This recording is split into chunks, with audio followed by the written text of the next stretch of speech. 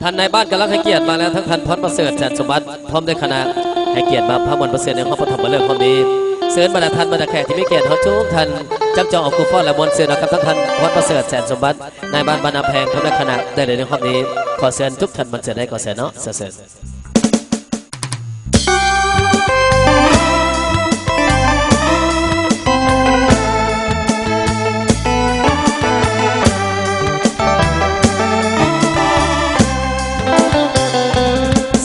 คืนเพลงเสียงเพลงบรรเลงแล้วมา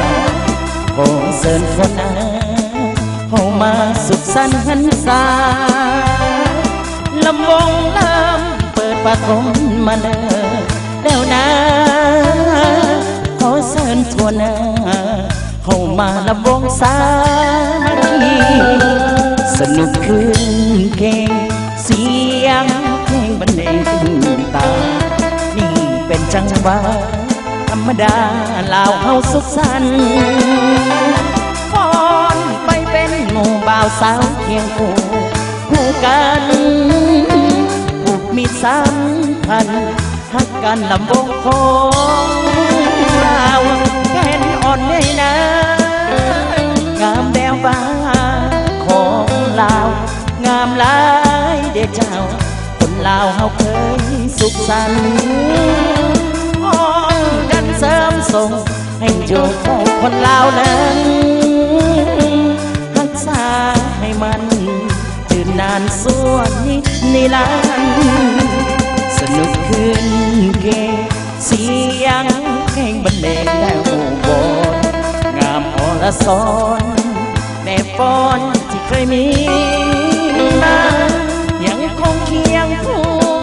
คงอยู่คู่ดินและฟ้าศาสตร์เราคนหน้าสืบมาสู่กาลนาน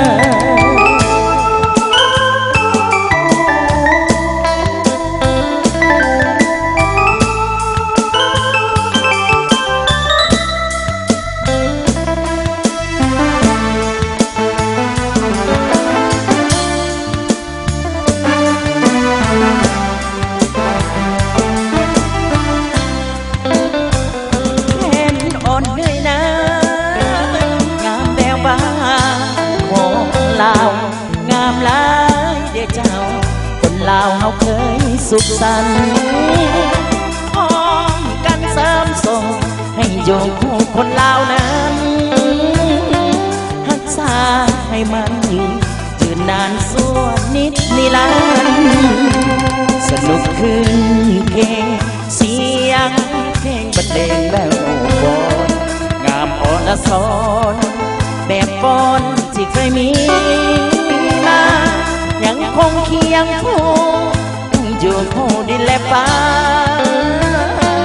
ศาสตร์ลาวคนหน้าสืบมาสู่กาลนาน